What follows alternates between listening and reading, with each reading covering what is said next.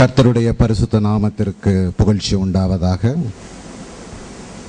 மீண்டுமாக கர்த்தருடைய வார்த்தையை உங்களிடத்திலே பகிர்ந்து கொள்ளும்படியாய் கர்த்தருடைய பெரிதான கிருபை அவர் கொடுத்திருக்கிறபடினாலே இன்று அவருடைய பரிசுத்த ஸ்தலத்திலே கர்த்தருடைய நாமத்தை உயர்த்துகிறேன். அவருடைய நாமமே என்றும் உயர்த்தப்படுவதாக. ஆமென். நாம் அருமையான நம்முடைய பாஸ்டருடைய மகன் ஆங்கிலத்திலே ஒரு அருமையான பாடலை பாடி நம்மளை உற்சாகித்தார். worthy, who is worthy, யார் அதற்கு தகுதி உடையவர்? அந்த பாடலை அவர் பாடிக்கொண்டிருக்கும் போதே என் உள்ளத்திலே வெளிப்படுத்தின விசேஷம் 5ஆம் அதிகாரம் 9, 10, 11, 12 வசனங்களுக்கு நேராக ஓடியது. உடனே நான் திருப்பினேன். ஆங்கிலத்தில் மிக அழகாக அந்த வாசகம் பிடிக்கப்பட்டிருக்கிறது. இருந்தாலும் தமிழில் நாம் அதை ஒரு விசை வெளிப்படுத்தின விசேஷம் 5ஆம் அதிகாரம் 9ஆம் வசனமும் அடுத்து 12ஆம் வசனத்தையும் படிக்கும்படியாக கேட்டுக்கொள்கிறேன்.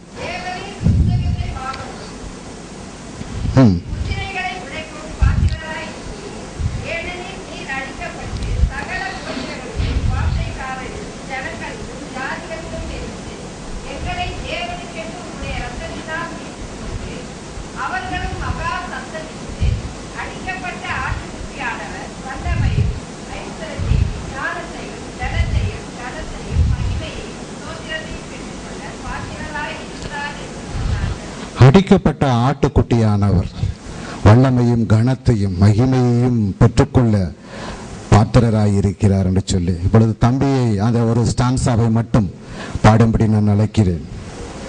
அந்த ஒரு stanza worthy.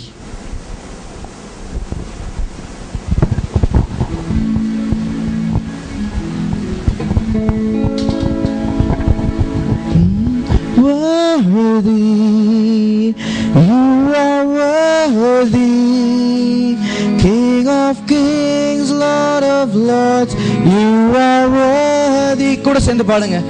You are worthy, you are worthy, King of kings, Lord of lords, I will sing. Worthy, you are worthy, King of kings, Lord of lords, you are worthy, you are worthy, you are worthy, King of kings, Lord of lords, I will sing. King of kings, Lord of lords, I will sing.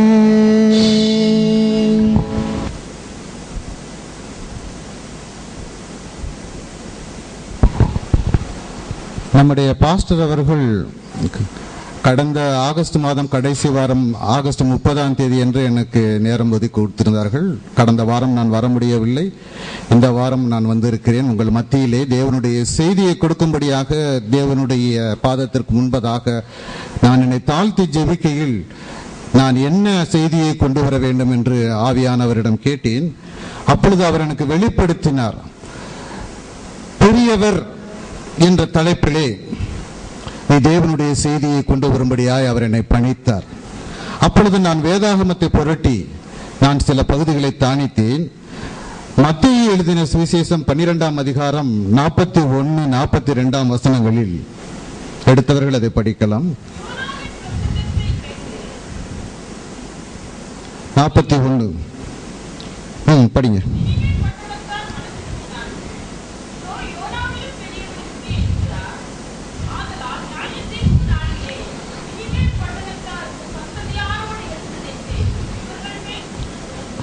போதும். யோனாவிலும் பெரியவர். கர்த்தராகிய இயேசு கிறிஸ்து யூதர்களை சொல்லும் போது அவர்கள் அடையாளத்தை தேடுகின்றவர்கள். யூதர்கள் அடையாளத்தை தேடுவார்கள், கிரேக்கர்கள் ஞானத்தை தேடுவார்கள். யூதர்கள் அடையாளம், உமக்காக என்ன அடையாளத்தை நீர் எங்களுக்கு காண்பிக்கிறீர் என்ன அடையாளத்தை நீர் எங்களுக்கு முன்பதாக நிரூபித்து காட்டுகிறீர் என்று சொல்லும்போது ஆண்டவர் அழகா, இந்த விபச்சார பொல்லாத சந்ததியார் அடையாளத்தை தேடுகின்றார்கள், இவர்களுக்கு யோனா தீர்க்கதரிசியின் அடையாளம் மட்டுமே கொடுக்கப்படுகிறது. எப்படி யோனா தீர்க்கதரிசி இரவும் பகலுமாக 3 நாட்கள் ஒரு பெரிய மீனின் வயிற்றில் இருந்தானோ, அதே போல மனுஷகுமாரனும் பூமிக்கு அடியிலே அவர் 3 நாள் இருப்பார் என்று சொல்லி அவர் சொல்லுகிறார். இது விசேஷித்தமான காரியம் என்று சொன்னால் அவர்களுக்கு ஒரு அடையாளமும் கொடுக்கப்பட்டிருக்கிறது. வருகிறவர் இயேசு மேசியா என்று அவர்கள் ஏற்றுக்கொள்ளவில்லை, அடையாளத்தை தேடுகின்றார்கள். அவர்களுக்கு அடையாளமும் கொடுக்கப்படுகின்றது. அந்த அடையாளத்தையும் அவர்கள் ஏற்றுக்கொள்ளவில்லை. அப்போஸ்தலர் நடவடிக்கைகளை நீங்கள் பார்த்தீர்கள் என்று சொன்னால், அந்த பெந்தெகோஸ்தே நாளிற்கு பிறகு அந்த நாளிலே பெந்தெகோஸ்தே நாளிலே பேதுரு தனது 12 எழுந்து நின்று அந்த சந்ததியாரோடு கூட அந்த குற்றம் சுமத்துவான். அப்படியும் கூட அவர்கள் அவர் ஏற்றுக்கொள்ளவில்லை. முதலாவதாக தேவன் இயேசு கிறிஸ்துவை அந்த யூதர்களுக்கு முன்பதாக தான் கொண்டு வந்தார். பின்பு உயிர்த்தெழுந்த பின்பு அந்த பெந்தெகோஸ்தே நாளிலே பரிசுத்தாவியின் அபிஷேகம் பெற்றவுடனும் தேவாதி தேவன் கிறிஸ்துவை அந்த யூதர்களுக்கிடையே தான் கொண்டு வந்தார். அவர்களுக்கு தான் முதலில் கொண்டு வந்தார் என்று வேதம் சொல்லுகிறது. இருந்தாலும் அவர்கள் அதை நம்பவில்லை, அடையாளத்தை தேடுகிறவர்களாக இருந்தால். இங்கே இந்த பகுதியில் நம்ம பார்க்கிறோம், யோனாவிலும் பெரியவர் இங்கே இருக்கிறார். யோனாவிலும் பெரியவர் நமது கர்த்தராகிய இயேசு கிறிஸ்து. அவருக்கு இந்த அடையாளம் கொடுக்கப்பட்டதை அவர்கள் ஏற்றுக்கொள்ளவில்லை.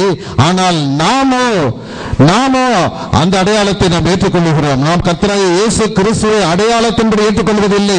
நாம் ஆவியிலே விருத்த சேதனம் உடையவர்களாய் இருக்கிறபடினாலே, வார்த்தையை விசுவாசிக்கிறபடினாலே, வார்த்தை என்ன சொல்லுகிறதோ அதை நாம் விசுவாசிக்கிறோம். எனவே யோனாவிலும் பெரியவர் நம்முடைய கர்த்தராகிய இயேசு கிறிஸ்து. எனவே அந்த யோனா தீர்க்கதரிசி எந்த பட்டணத்திற்கு சுவிசேஷத்தை அறிவித்தாரோ அந்த நினிவே பட்டணத்து மக்கள் எல்லாம் சேர்ந்து இந்த சந்ததியாரோடு குற்றம் சுமத்துவார்கள் என்று இயேசு கிறிஸ்து சொன்னார். அடுத்ததாக நம்ம பார்க்கிறோம், தொடர்ந்து வருகின்ற 42வது வசனத்தை.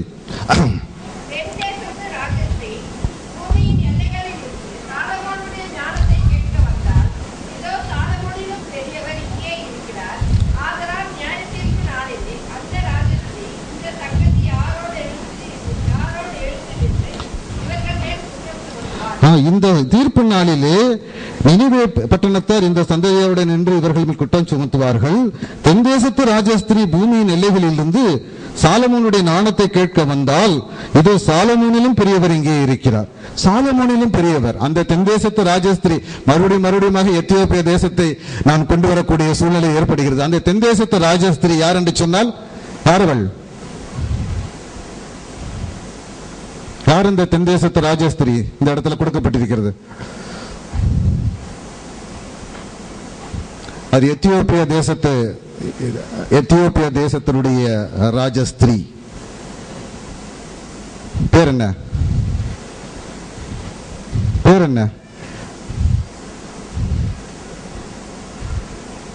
அப்போஸ்தலர் நடவடிக்கைகள் 8ஆம் அதிகாரத்தில் நம்ம பார்க்க போறோம். அங்கே ஒரு ராஜஸ்திரி பார்த்தோம், கந்தாகே. இங்கே இருக்கக்கூடிய ராஜா ஷீபா என்று சொல்லி பார்க்கிறோம். அந்த தென் தேசத்து ராஜஸ்திரி சாலமோனுடைய அறிவை எல்லாம் கேட்டு, அவனுடைய புகழ்ச்சிகள், அவனுடைய நியாய தீர்ப்புகள், அவனுடைய எல்லாவற்றையும் கேட்டு தென் தேசத்திலிருந்து அந்த சாலமோனை அவனுடைய ஞானத்தை கண்டுகொள்ளும்படியாக வந்தால், ஆனால் சாலமோனிலும் பெரியவர் இங்கே இருக்கிறார். இதை சொல்லும் போது பவுல் அழகாக 1 கொரிந்தியர் 1ஆம் அதிகாரம் 22-23 வசனங்கள் எடுங்கள். 1 கொரிந்தியர் 1ஆம் அதிகாரம் 22-23 வசனங்களிலே மிக அழகாக பவுல் இதை விளக்குகின்றார்.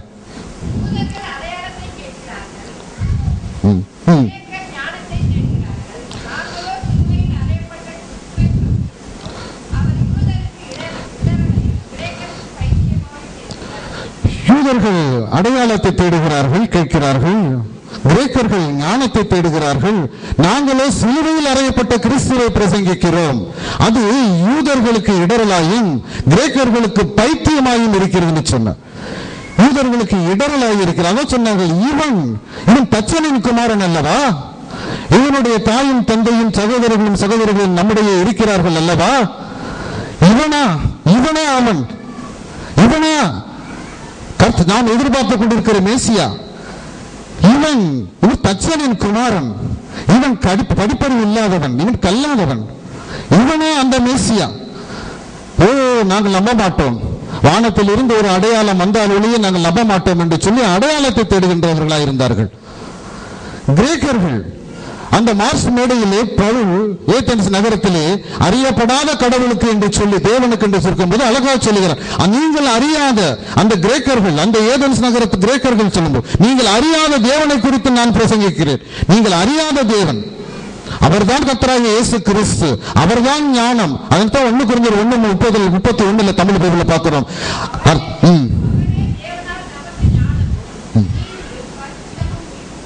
அவரே நமக்கு ஞானம், அவரே நம்முடைய நீதி, அவரே நம்முடைய பரிசுத்தம், அவருடைய நம்முடைய மீட்பு. கர்த்தராகிய இயேசு கிறிஸ்துவே தேவனால் நமக்கு ஞானமாய் இருக்கிறார். அவர்தான் ஞானத்தின் ஊற்று, அவர்தான் ஞானத்தின் கண்மலை. அந்த ஞான கண்மலை தான் இஸ்ரவேலர்கள் வனாந்திர பயணத்தில் செல்லும் போதெல்லாம் கூட வந்தது.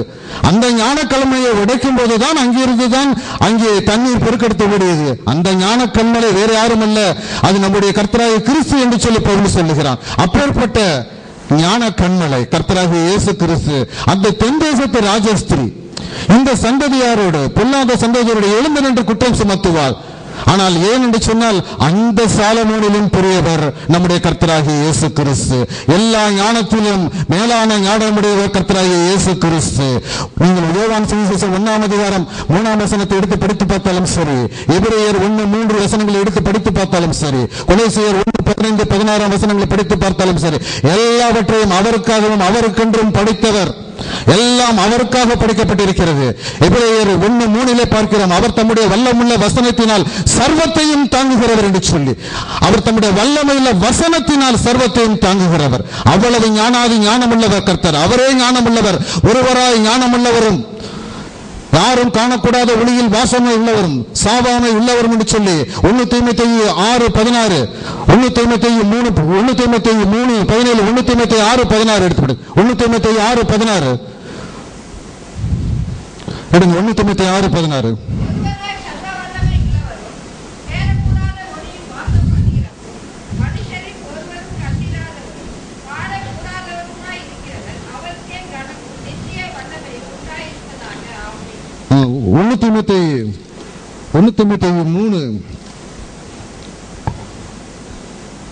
1 தீமோத்தேயு 1:17 படிங்க. 1 தீமோத்தேயு 1:17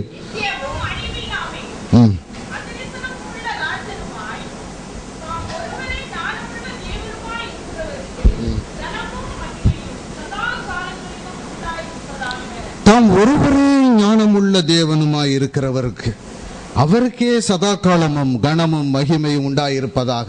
இப்பொழுது நாம் சபையில அவர் ஒருவருக்கே கனமும் மகிமையும் உண்டாயிருப்பதாக என்று பாடுகிறோம். அங்கே வெளிப்படுத்தின சுவிசேஷத்திலே பக்தனாகிய யோவான் அவனுக்கு வெளிப்படுத்தின காட்சியில் அவன் பார்க்கிறான். நாம் ஆராதிக்கும் போது நம்முடைய பாஸ்டர்கள் சொன்னார்கள், எவ்வளவாக சீக்கிரமாக வந்து நம்முடைய கர்த்தாதி கர்த்தரை ராஜாதி ராஜனை ஆராதிக்க வேண்டும் என்று சொல்லி. எடுங்கள் எதிரே வெளிப்படுத்தின விசேஷம் 19ஆவது அதிகாரம் 16ஆம் வசனத்தை.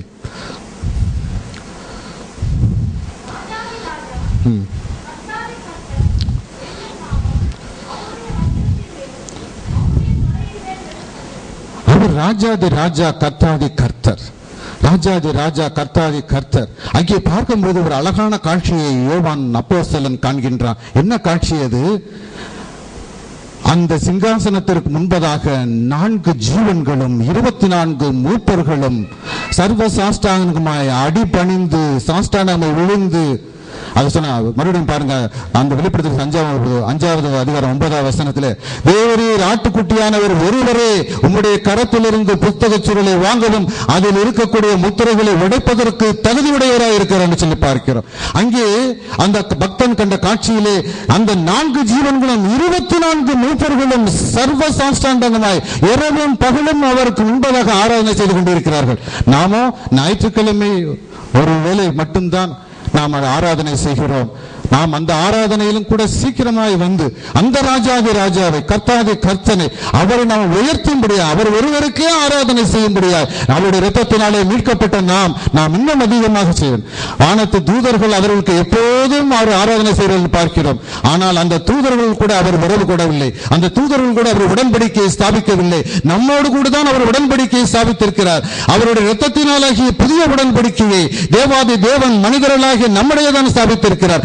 எனவே நாம் தான் தூதர்களை காட்டிலும் மிகவும் அதிகமாக அவரை ஆராதிக்க வேண்டும். பிரியமானவர்களே, அந்த ஆராதனையில நாம் சோர்ந்து போகவே கூடாது, அதில் தொய்வடைய கூடாது. கர்த்தருக்கு முன்பதாக, தேவாதி தேவர்களுக்கு முன்பதாக நாம் இங்கே சபையிலே அவரை ஆராதனை செய்து அவரை மகிமைப்படுத்த வேண்டும். அப்பொழுதுதான் நாம் தூதர்களை போல அல்ல, நாம் ரட்சிக்கப்பட்ட கர்த்தருடைய இரத்தத்தினால் கழுவப்பட்ட நீதிமான்களை நாம் அவர் சாலமோனின் பெரியவர், அவர்தான் ராஜாதி ராஜா, அவர்தான் ஞானத்தின் உறைவிடம், அவர்தான் ஞான கண்மலை, அவர்தான் ஒருவரை ஞானமுள்ளவர் என்று சொல்ல முடியும். சபையை நாம் எல்லாரும் ஒருங்கிணைந்து நாம் அவருக்கு ஆராதனை செலுத்தும் போது நாம் சொல்கிறோம், அங்கீகரிக்கிறோம், அவர் சாலமோனிலும் பெரியவர், அவர் யோனாவிலும் பெரியவர் என்று சொல்லி. மூன்றாவதாக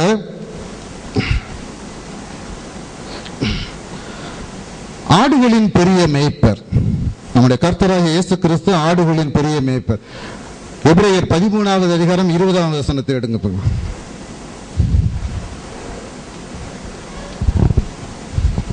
எபிரேயர் 13:20.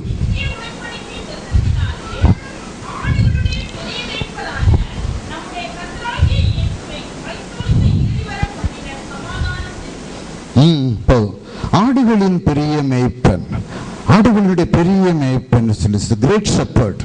He is the great, we know him as a good shepherd. அவர் நல்ல மேய்ப்பர் என்று நமக்கு தெரியும். யோவான் 10ஆம் அதிகாரத்தில் நாம் பார்க்கிறோம் அவர் எப்படி மேய்ப்பராய் இருக்கிறார், நல்ல மேய்ப்பராய் இருக்கிறார், ஆடுகளுக்கு வாசலாக இருக்கிறார். உள்ளும் புறமும் ஆடுகள் அவருக்கு முன்பாக சென்று எப்படி போஷிக்கப்படுகிறது பார்க்கிறோம். இதனால் தான் ஆடுகளுக்கு பின்னே சென்ற தாவீதுவை அவர் ராஜாவாக இஸ்ரவேலுக்கு, சமஸ்த இஸ்ரவேலுக்கும் ராஜாவாக உயர்த்தின போது சங்கீதக்காரன் மிக அழகாக நாம் எல்லாருக்கும் தெரிந்த சங்கீதத்தை பாடும். சங்கீதம் 23 நம்ம எல்லாருக்கும் இது தெரியும். அவன் கர்த்தரின் மேய்ப்பராய் இருக்கிறார், நான் தாழ்ச்சி அடையேன். சொல்லுங்க, ரைட்.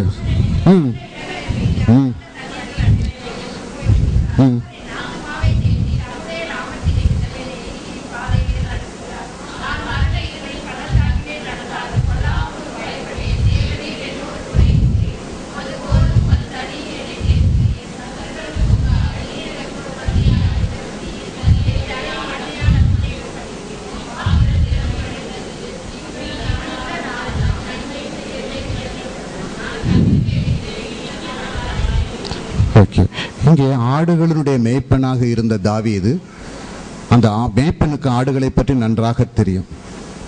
ஏனென்று சொன்னால் மேய்ப்பனின் சத்தத்திற்கு ஆடுகள் செவி கொடுப்பதை அவன் அறிவான். மேய்ப்பன் முன்னே செல்வான், ஆடுகள் அவன் சத்தத்தை கேட்டு பின்தொடரும். அந்த ஆடுகளை பற்றி நன்கு அறிந்த தாவீது இங்கே ஆடுகளை பற்றி அவன் சொல்லவில்லை. இங்கே அவன் 23ஆம் சங்கீதத்தை சொல்லி இருக்கிறது நம்முடைய ஆத்துமாக்களை பற்றி தான் அவன் சொல்லி இருக்கிறான். நம்முடைய ஆத்மா என்பது அது ஆத்மா இயங்குவதற்கு சரீரம் தேவையா இருக்கிறது, ஆவி தேவையா இருக்கிறது. மனிதன் என்பவன் ஆவி, ஆத்மா, சரீரம் என்ற 3 பாகங்களையும் உடையவனாக படைக்கப்பட்டிருக்கிறான். சரீரத்திற்கு தான் முன்னாடி முதல் வசனங்கள் சொல்லுகிறது, அவர் என்னை புல்லுள்ள இடங்களில் நடத்தி அமர்ந்த தண்ணீர்கள் இடையில் என்ன கொண்டு போய் விடுகிறார் என்று சொல்லி அது சரீரத்திற்கு உண்டானது. நீங்க 1 பேதுரு 2:25 எடுத்து படிங்களா. 1 பேதுரு 2:25.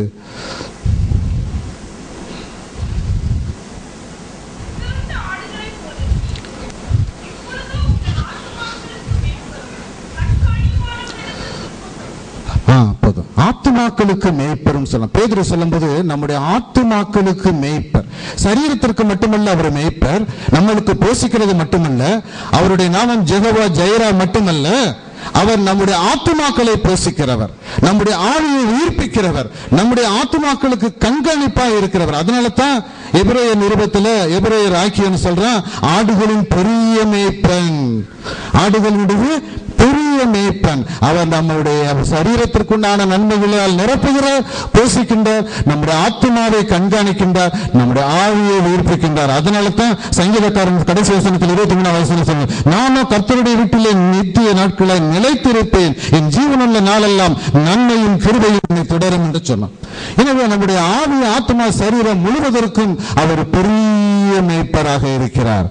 கடைசியாக ரொம்ப முக்கியமானது, மகா பிரதான ஆசாரியராக இருக்கிறார். எபிரேயர் 4:14 எடுத்து பாருங்க. எபிரேயர் 4:14.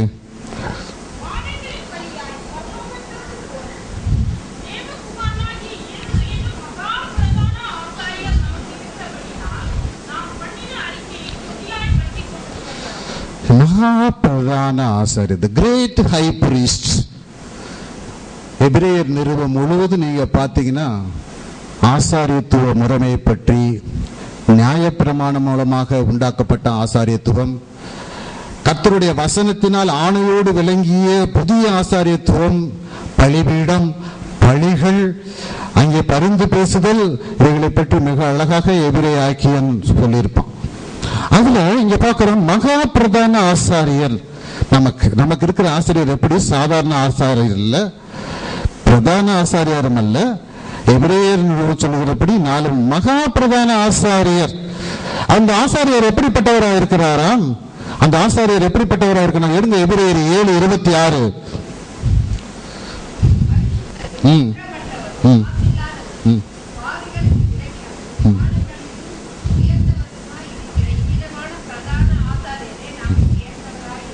போதும் மறுபடியும் தயவு செய்து படிங்க. எப்படிப்பட்ட பிரதான ஆசிரியர் நமக்கு இருக்கிறாரா? பரிசுத்தரும், குற்றமற்றவரும், மாசில்லாதவரும், பாவிகளுக்கு விலகினவரும், வானங்களிலும் உயர்ந்தவருமாய் இருக்கிறார். He is greater than the sky. வானங்களிலும் உயர்ந்தவருமாய் இருக்கிற மகா பிரதான ஆசாரியர் நமக்கு இருக்கிறார். அந்த மகா பிரதான ஆசாரியர் எடுங்க எபிரேயர் 4:15 படிங்க. அவர் என்ன பாவமுள்ள ஆசாரியரா? அவர் எப்படிப்பட்ட ஆசாரியர்?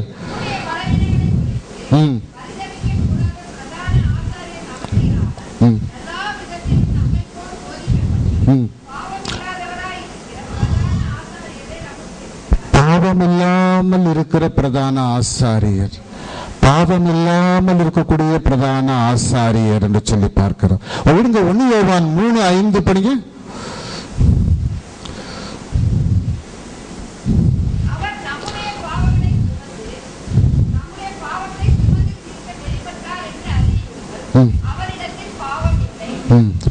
அவரிடத்தில் பாவம் இல்லை, அவரிடத்தில் பாவம் இல்லை. எடுத்து படிங்க 2 கொரிந்தியர் 5:21.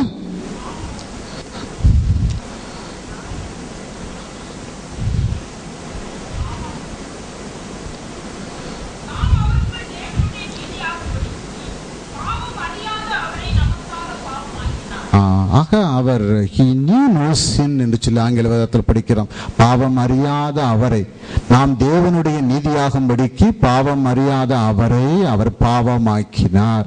எனவே நமக்கு பாவம் இல்லாத பரிசுத்தரும், மாசில்லாதவரும், குற்றமற்றவரும், பாவிகளுக்கு விலகினவரும், வானங்களிலும் உயர்ந்தவருமாய் இருக்கக்கூடிய மகா பிரதான ஆசாரியராய் இருக்கிறார். சரி, இந்த மகா பிரதான ஆசாரியர் என்ன செய்கிறார் நமக்காக? இந்த மகா பிரதான ஆசாரியர் என்ன செய்கிறார்? எடுத்து படிச்சு பாருங்க. அது எபிரேயர் 7:25.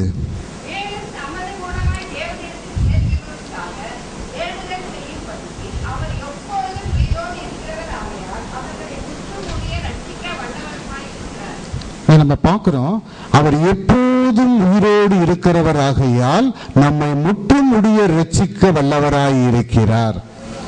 எப்போதும் உயிரோடு இருக்கிறார். நான் மரித்தேன், இதோ சதா காலங்களில் நான் உயிரோடு இருக்கிறேன் என்று சொன்னார். மரித்த கிறிஸ்து இனி மரிப்பதில்லை. அவர் மரித்து உயிர்த்தெழுந்த பிறகு தேவனுடைய வலது பாரசத்தில் அவர் வீற்றிருக்கிறார். இப்பொழுது கூட நமக்காக பரிந்து பேசக்கூடிய மகா பிரதான ஆசாரியத்துவ ஊழியத்தை அவர் தேவனுடைய வலது பாரசத்தில் இருந்துதான் நமக்காக செய்கிறார். எடுக்க 1 யோவான் 2:1.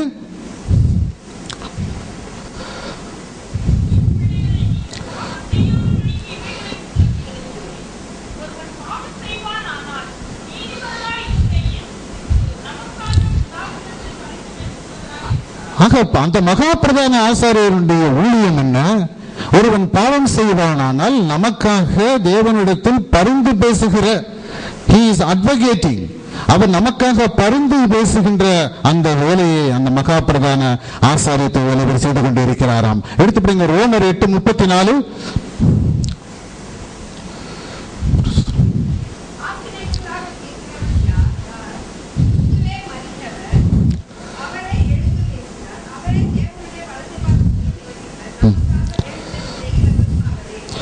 கிறிஸ்துவை மரித்தவர், அவரை எழுந்தும் இருக்கிறவர், அவரை தேவனுடைய வலது பாரசத்திலும் வீற்றிருக்கிறவர், நமக்காக பரிந்து பேசுகிறவரும் யார்? அவரே. ஆக நமக்காக பரிந்து பேசக்கூடிய அந்த மகா பிரதான ஆசாரியத்துவ வேலையை அவர் செய்து கொண்டிருக்கிறார். இந்த மகா பிரதான ஆசாரியத்துவ வேலை அது என்ன, ஒரு தற்காலிகமா அல்லது நிரந்தரமா? இதுதான் எபிரேயன் ஆக்கியோன் அழகாக சொல்லுகிறான். பூமியிலே மாம்சத்தின்படி நியாய தீர்மான முறைமையின்படி ஆக்கப்பட்ட ஆசாரியத்துவ ஊழியம் அது பயனற்றது, வலுவற்றது, பிரயோஜனமற்றது. நியாயப்பிரமாணம் யாரையும் பூரணப்படுத்தவில்லை. இங்கே பூமியிலே உண்டான மோசேயின் நியாயப்பிரமாணத்தின் மூலமாய் உண்டாக்கப்பட்ட ஆசாரியத்துவம் என்பது ஒருவரையும் பூரணராக்கவில்லை. நியாயப்பிரமாணம் யாரையும் பூரணப்படுத்தவில்லை. நியாயப்பிரமாண ஆசாரியத்துவ முறைமை யாரையும் பூரணப்படுத்தவில்லை. அது பயனற்றது, அது யூஸ்லெஸ், அது ஒரு எஃபெக்ட்லெஸ், அது பயனற்றது. இது நான் சொல்லல, எபிரேயன் ஆக்கியோன் சொல்றேன். எனவே ஆசாரியத்துவம் மாற்றப்பட்டிருக்குமே ஆனால் நியாயப்பிரமாணமும் மாற்றப்பட வேண்டியிருக்கும் என்று சொல்லுகிறார். இங்கே ஆசாரியத்துவம் மாற்றப்பட்டு விட்டது. மோசேயின் நியாயப்பிரமாணத்தின்படி லேவி கோத்திரத்தார் மட்டும்தான் அந்த ஆசாரியத்துவம் வர முடியும். அந்த ஆசாரியத்துவம் உள்ளவர்களும் அவர்களும் மனிதர்கள் முன்பதாக தன்னுடைய சொந்த பாவங்களுக்கும் பின்பு மற்றவருடைய பாவங்களுக்கும் அவர்கள் நாள்தோறும் பலியிட்டு பிறகு மிக பிரதான ஆசாரியன் வருடத்திற்கு ஒரு முறை மகா பரிசுத்த ஸ்தலத்துக்கு சென்று அங்கே அந்த அட்டோன்மெண்ட்டுக்காக அந்த மிருகத்தின் பலியை செலுத்த வேண்டும். ஆனால் அந்த நியாயப்பிரமாணத்தினால் மாம்சத்தினால் வந்த அந்த ஆசாரியர்கள் எல்லாம் மனிதர்களாய் இருந்தபடினாலே அவர்கள் நித்திய காலமாய் நீட்டிக்க முடியவில்லை, அவர்கள் இறந்து விட்டார்கள். ஆனால் இங்கே நம்ம பார்க்கிறோம், இந்த மெல்கிசேதேக்கின் முறைமையின்படி வந்த ஆசார் யார்? இந்த மெல்கிசேதேக்கு. இதை பற்றி ஆதியாகமத்தில் நாம் ஒரு சில ரெஃபரன்சஸ் மட்டும் பார்க்கிறோம். அதற்கு பிறகு சங்கீதம் 110 4வது வசனத்தை பார்க்கிறோம். எடுங்க, சங்கீதம் 110 4.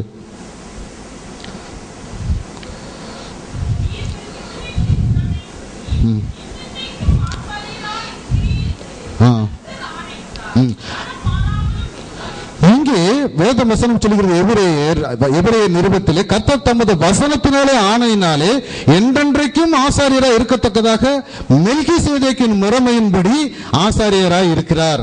நம்முடைய கர்த்தராகிய இயேசு கிறிஸ்து என்றென்றைக்கும் அவர் ஆசாரியராக தேவனுடைய வலது பாரசத்தில் வீட்டிலிருந்து நமக்காக பரிந்து பேசிக் கொண்டிருக்கிறார். இந்த ஆசாரியத்துவம் அது அந்த நியாயப்பிரமாண ஆசாரியத்துவம் போல அது இதாகி போய்விடாது, பயனற்றதாக போய்விடாது, அது மிகவும் பயனுள்ளதாக இருக்கிறது. இந்த ஆசாரியத்துவத்தை பற்றி பேசும்போது மிக முக்கியமாக 2 காரியங்களை குறித்து நான் பேச வேண்டும். அது என்ன 2 காரியங்கள் என்று சொன்னால், எபிரேயர் 6ஆம் அதிகாரம் எடுங்க. எபிரேயர் 6ஆம் அதிகாரம்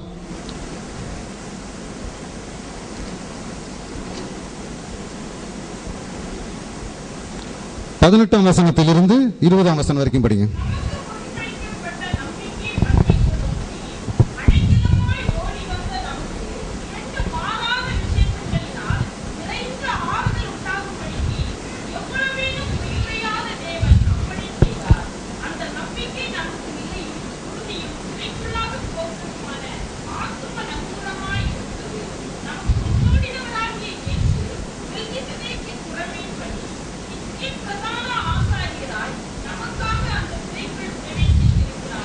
இங்கே நாம் பார்க்கிறோம், இந்த 18ஆம் வசனத்திலே நமக்கு முன் வைக்கப்பட்ட நம்பிக்கையை பற்றி கொள்ளும்படி அடைக்கலமாய் ஓடி வந்த நமக்கு 2 மாறாத விசேஷங்களினால். என்ன அந்த 2 மாறாத விசேஷங்கள்? எடுத்து எபிரேயர் 7ஆம் அதிகாரம் எடுங்க.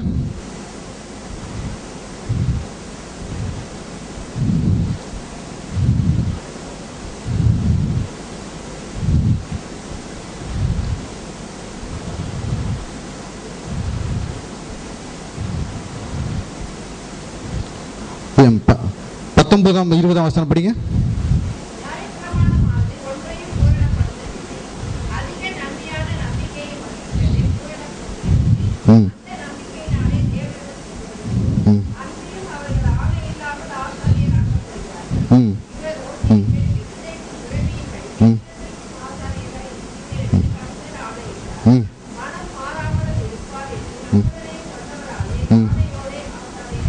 21, 22.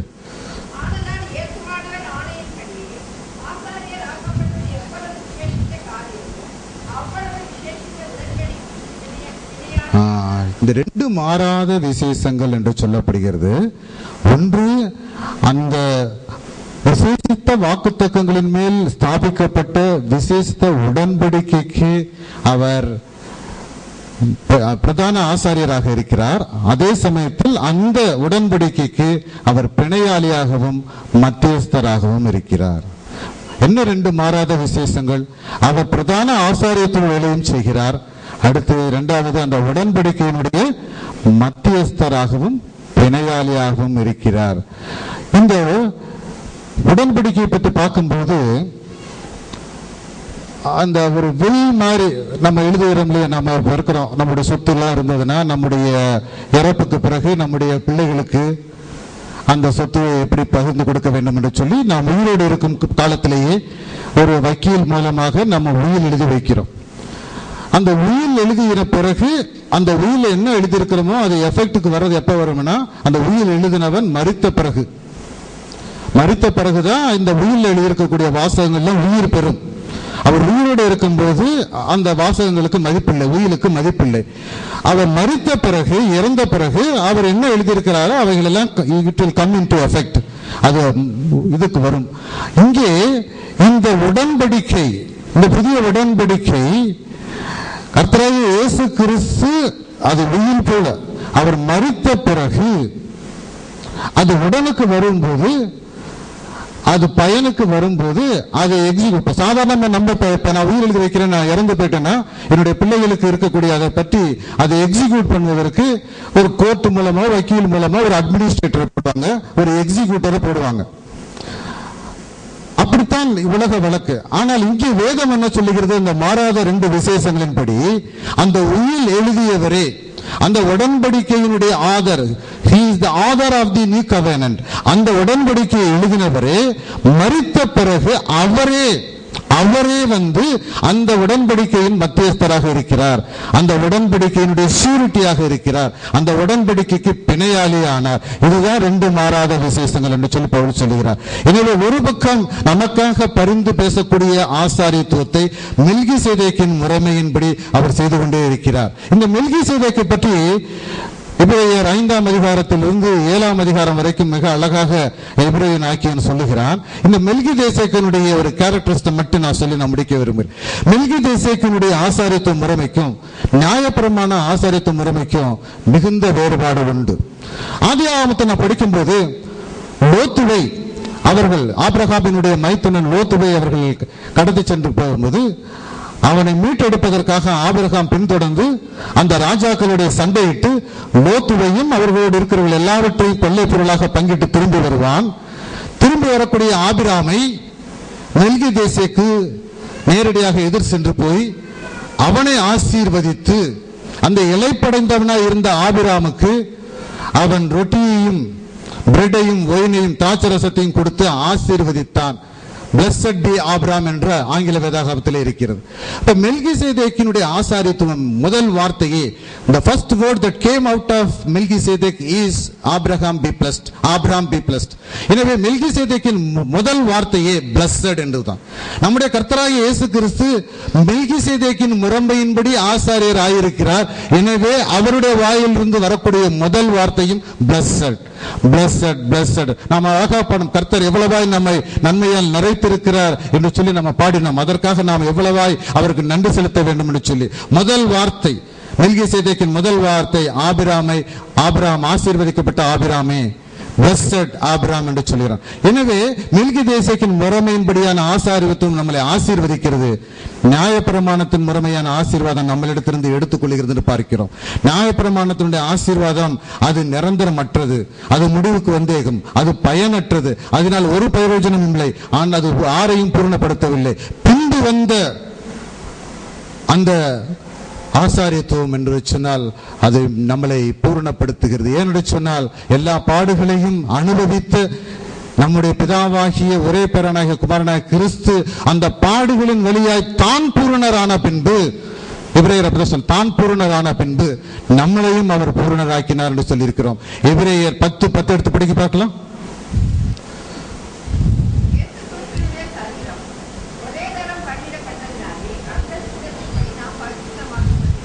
10:14 படிங்க. 10:14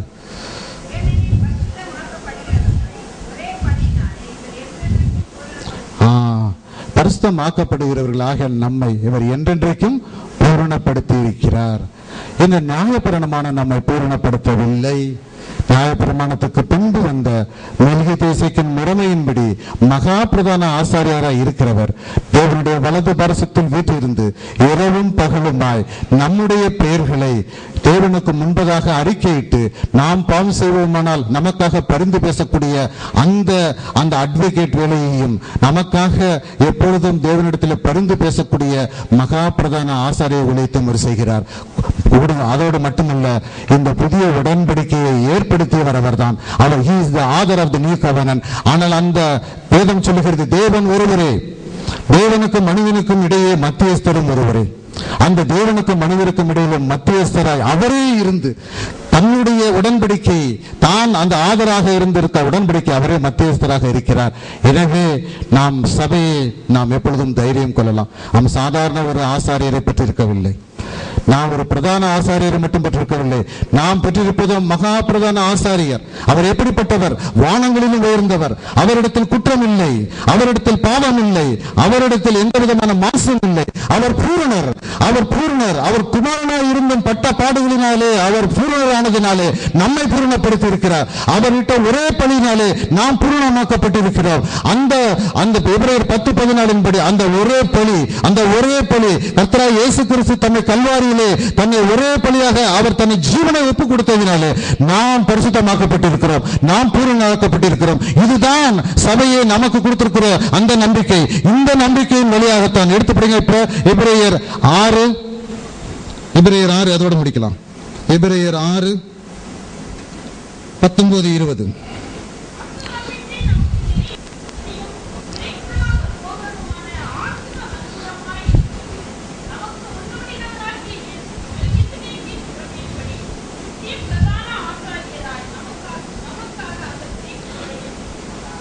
பாருங்க, அருமையா போட்டுக்கு இந்த வசனம்.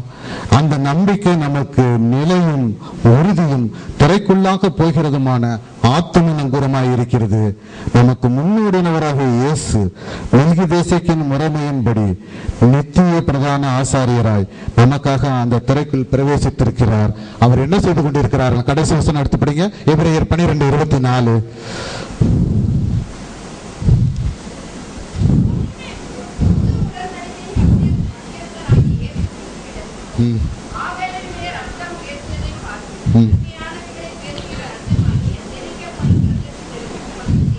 நாம் எங்கே போய் சேர்ந்திருக்கிறோம்?